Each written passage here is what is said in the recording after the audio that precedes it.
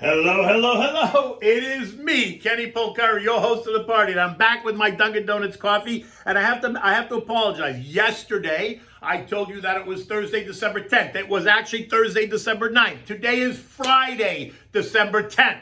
And here's what you need to know. Everything to get your day going, right? So stocks did back off a bit yesterday ahead of today's CPI report, right? They mostly ended in the red, with the transport's the only one ending up on the day. All eyes are on the clock. 8:30 a.m. is going to be the moment of truth. The Fed is now in quiet mode ahead of the FOMC meeting, but that's not going to stop Jimmy B, I'm sure, from taking the stage. Now, Jimmy B's not a voting member, so therefore he can still talk. Next year, he becomes a voting member.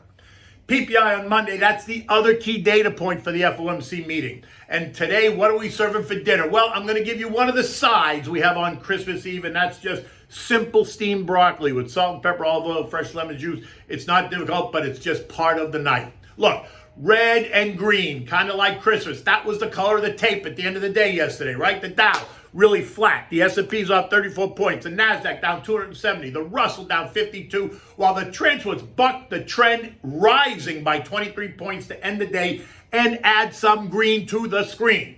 Eco data showed that there were less initial jobless claims than expected, while continuing claims were just above. So one kind of washes the other. And the Langer Consumer Comfort Survey came in just as expected at 51. None of that data did anything to drive the action. I told you that yesterday morning, but the fact is, it is what it is. They did report it, so you should be aware. The NASDAQ and Russell did get kind of slammed a little bit yesterday, down 1.7 and 2.3% respectively. You can tie this directly to a couple of issues that will directly impact these sectors. Clearly, the most important issue for yesterday and today is the CPI report, right? The CPI report, which is expected to be hot. And then what does that mean for next week's Federal Open Market Committee meeting on Tuesday and Wednesday, right? We already know that inflation is an issue. We already know that the Fed is expected to announce a doubling of its efforts, meaning that the $15 billion a month taper is now going to become $30 billion a month. They've told us that. They've telegraphed that. But what they are not completely sure of is, what does that mean for the interest rate policy conversation? Do they remain mutually exclusive the way that Jay originally told us they were, or have they become now interconnected over the last month? Will we see a taper and rates move in tandem the way Jimmy Bullard wants, or not? And that's going to be the market mover when we do find out. Because right now the market is still pricing in exclusivity, not in tandem. Today's CPI and Monday's PPI report are going to reveal a lot. Last month, recall that the year-over-year CPI came in at 6.2%. This month, it's expected to be 6.8%, while the whisper number has a 7 handle on it.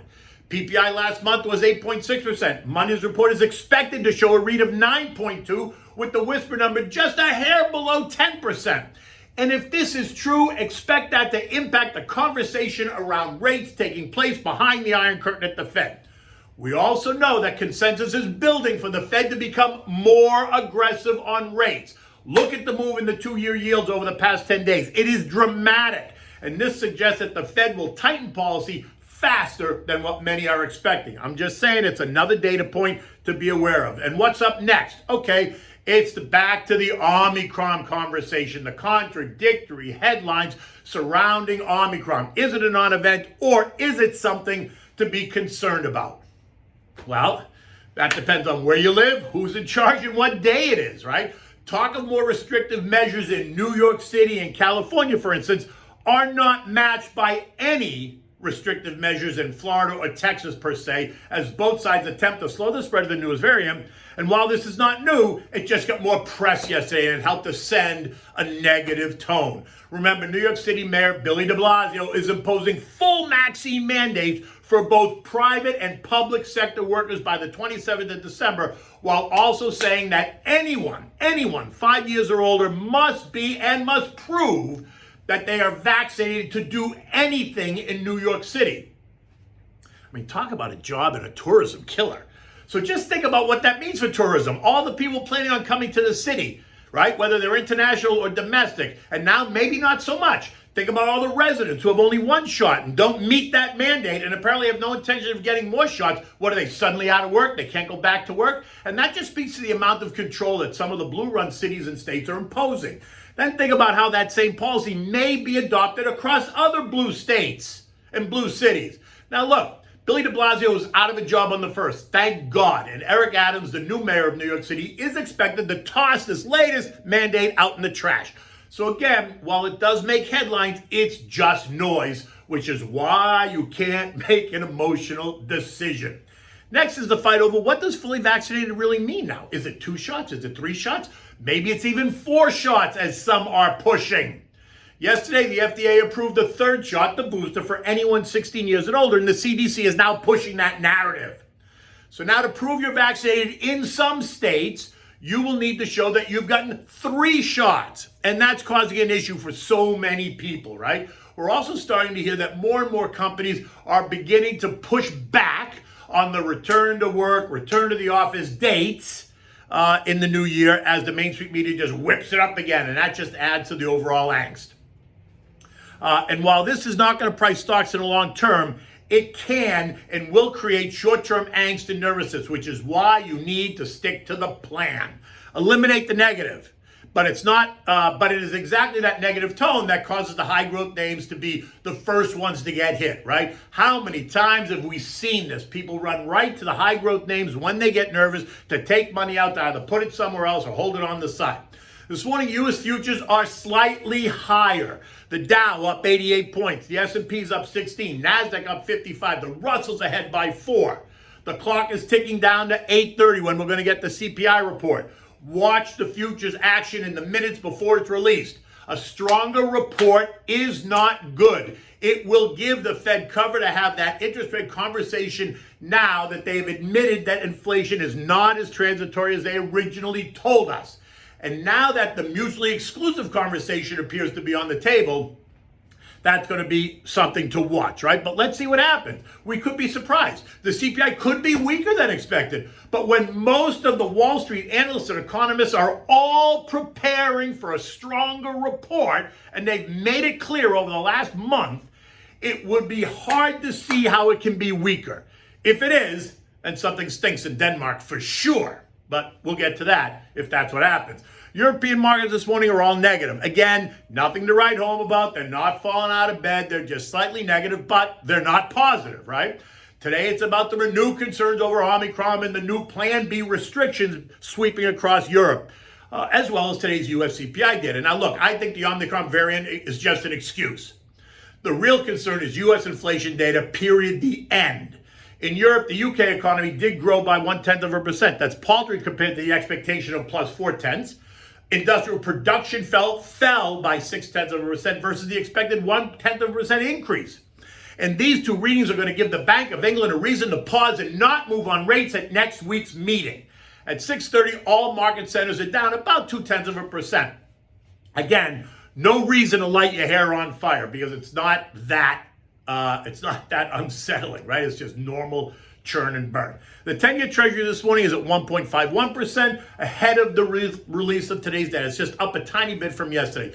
Oil gave up some ground yesterday, falling 2.5% or $1.75 to end the day at $70.61. Listen, this is after a 9% move in 5 days. This morning, it's up 0.7% at 71.43 as traders continue to push it around awaiting the latest data. But look, in the end, the CPI data means nothing for oil demand. Let me repeat, it means nothing for oil demand. The economy is strong. Demand is alive and well. Oil did kiss the trend line resistance for the 2nd time at 72.93 the other day, and it failed. 3rd time is always a charm, and it looks like it wants to do that today or Monday, so just sit tight and watch what happens. The S&P closed last night at 46.67, unable to hold on to 4,700, that nice round century number. Today's report is going to drive the action, right? The next move. If the data is stronger than expected, I would expect the market to back off. Unless, of course, they can convince us that stronger inflation data is good. It suggests a strong economy and people's willingness to buy. And we should be happy that we have inflation and nobody should worry about it. It's all good. So therefore, we can handle higher rates sooner than expected. I think that's a bullshit argument, but look, let's see how it goes. Now look, stay the course. Build yourself in some downside protection. Breadth does remain a bit questionable. More stocks are below their 200-day versus above. I'm just saying that's just another data point to be aware of. Remember, you can text the word invest to 21,000 on your cell phone to get my digital business card. Feel free to download it. Send me off an email, a text, give me a call. I'm always happy to talk about markets and planning and thoughts, concerns, ideas, anything that's on your mind, really, because I like to talk. In any event, you can also find me on Twitter and TikTok at Kenny Polcari is my handle. You can find me on Instagram at KennyP1961. All right, so what am I serving up for dinner tonight? It's not so much a dinner, an entree. This is a side dish, right? I've given you all the 7 fishes for Christmas Eve. I told you at the beginning of December I was going to give you the Christmas Eve menu, and this is just part of the menu, right? It's simple. It's just steamed broccoli, right? There's nothing, this was always a staple on Christmas Eve at my grandmother's house. It was always a staple. So in my mind, that's just part of what we do, right? All you need is the broccoli. Steamed broccoli, you need olive oil, salt and pepper, and fresh lemon juice. That's it. Steam the broccoli the way you do, but don't over steam it, right? Don't make it wilty and soft and mushy. Keep it a little bit crunchy. Not hard, but just a little bit crunchy. When it comes out, take it out. While it's hot, season it with salt and pepper, a splash of olive oil, and take the fresh lemon juice. Toss it while it's hot, and then just let it sit. Now look, it was always served at room temperature at my grandmother's house for Christmas Eve. And I'm not sure if that was because it was supposed to be served at room temperature or just because there was so much going on that they forgot to heat it up or there was no room in the oven to heat it up. So it is what it is. I serve it at room temperature. It's delicious. It goes with the fish. It's fine. You have a big salad. That's really it in terms of the dinner for Christmas Eve dinner. But that's in my memory. I can see the steamed broccoli on the buffet table ever since I was a kid, and I see it on my own buffet table every year at Christmas. It's just the way it is. In any event, it's another gorgeous day here in South Florida, and the stores are open and life is alive and well. So until tomorrow, take good care.